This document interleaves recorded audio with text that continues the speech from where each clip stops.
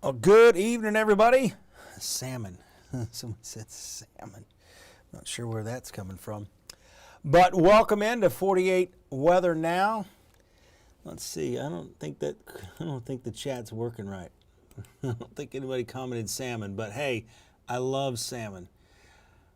I think the chat is not working on this one, but I can see your chat over here. Adam says, good evening. Fort Payne checking in. A lot more good evenings out there. Meridianville. It's not a bad night out there, really. It's pretty nice. I was out building the barn door tonight. I put the barn door together. So, got to have a barn door in the barn dominium.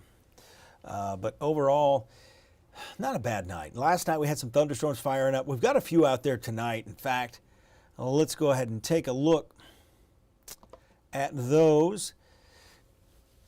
Evelyn's checking in from Coleman tonight. You got some showers and storms just on the southwest side of Smith Lake down there, but you may actually be able to see some of that lightning. Boy, last night really turned out really impressive. We got about 4 inches of rain in parts of Lauderdale County up into Giles County. I'm doing good, Ian. Sweating like the rest of us. You know, somebody brought up the post I did in February when I think I was framing, still framing. Had my framing gun and I was all bundled up and I was like, I don't like the cold weather. I said, give me 100 degrees heat index all day long. And you know, 100 degrees isn't as bad, but once you get to 105 heat index, that's when it gets bad. Now today it wasn't as bad because we had, what's up AJ? What's up, Brad? You just chilling? AJ's, come on over here AJ. AJ's in here. You guys know AJ Hello. from Before the Four? He's helping out. He's kind of my digital producer tonight. Anything big happening in your world? Not too much. Yeah. Kind of a quiet night tonight. Yeah. Knock on wood. Yes. All right. Well, he's here to make sure I don't get out of line. He's kind of the bouncer here for 48. So no. He's helping run all the other stuff on the computer.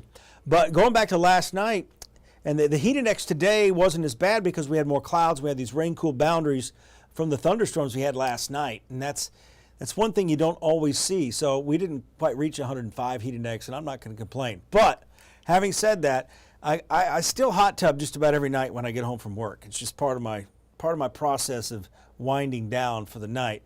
But it was in that moment, I'm like, I'm getting into 104, 105 degree water, and that's basically what it's like when the heat index hits 105. It's like you're walking around in a hot tub, and that's stressing your body out. And they say, you know, don't stay in the hot tub more than 20 minutes or so. So that's why you want to spend less time outdoors, especially if you're working. I'm never working in the hot tub. And you can see the radar there, not much going on, but this boundary continues to move to the north. Our temperatures are still very warm, and this is where you get what's called the urban heat island. I don't know if you guys have heard that term before. Some of you probably have. A chance of snow. Yeah, James, I've seen those chance of snow graphics, and sometimes I'm in a gimmicky mood, sometimes I'm not. Usually you'll see something on social media that catches fire, and then you see all the other meteorologists repeat it. I think the trend now is we had this many lightning strikes in the state, and we had this many lightning strikes in the southeast, and it's nothing new. We had a lot of lightning last night for sure. But overall, the urban heat island, what happens is you get all the cement, the concrete, the asphalt is the biggest thing because it's what's called a black body radiation. Basically, it's going to warm up, just like when you're, the albedo, I should say.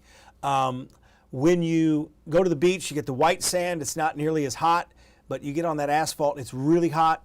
It's because it absorbs more of that solar energy and it heats up more. It takes a while to dissipate that.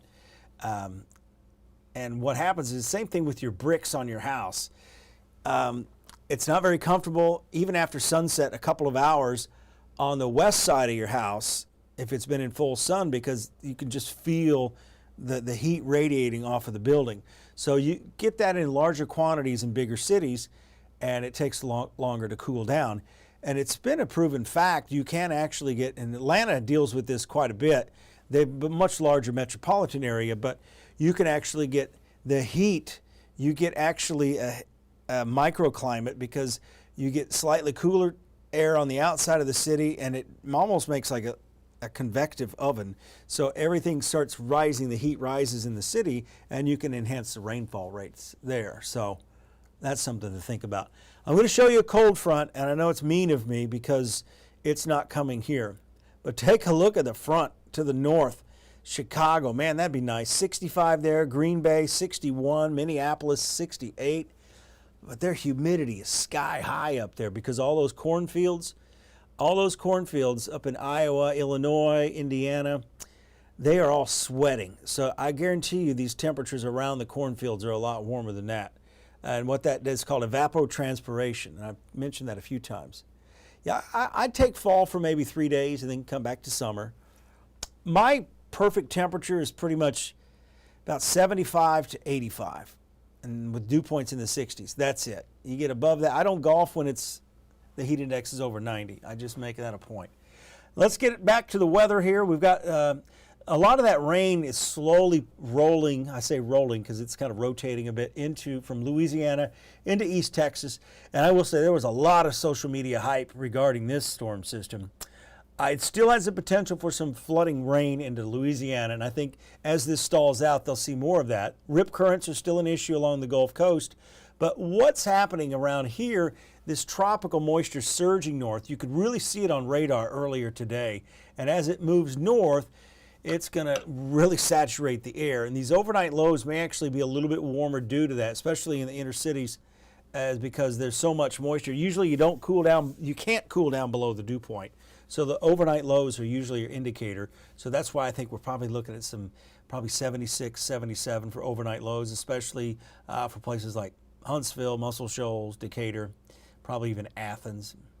And as we go down the road next week, this has kind of been a warm-up the last few days because it's going to get really hot and it's going to stay really hot.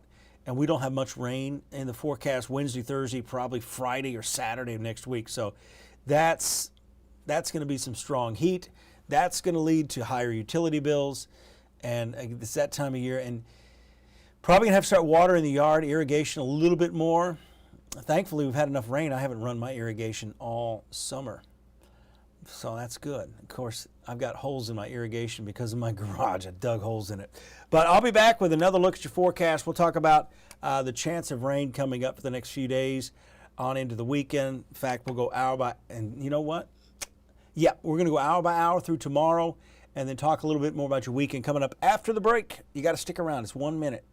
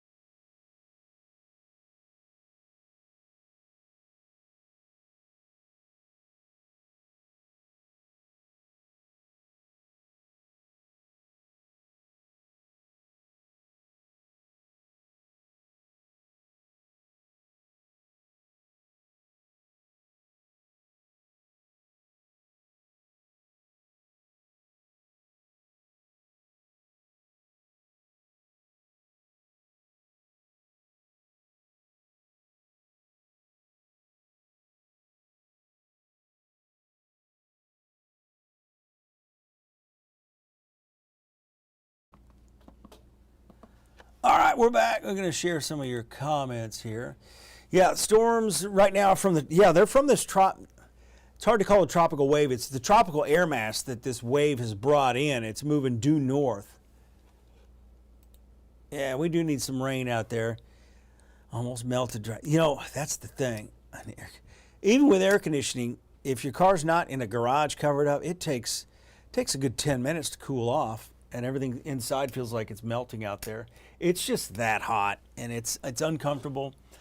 I usually lose about 3 or 4 pounds in the morning working in the garage, and I go through 3 different outfits. And that's the thing, I don't understand how somebody who works out in the elements can go all day without having to change their clothes. And I say that because all of my clothes are just soaking wet, and it's disgusting actually.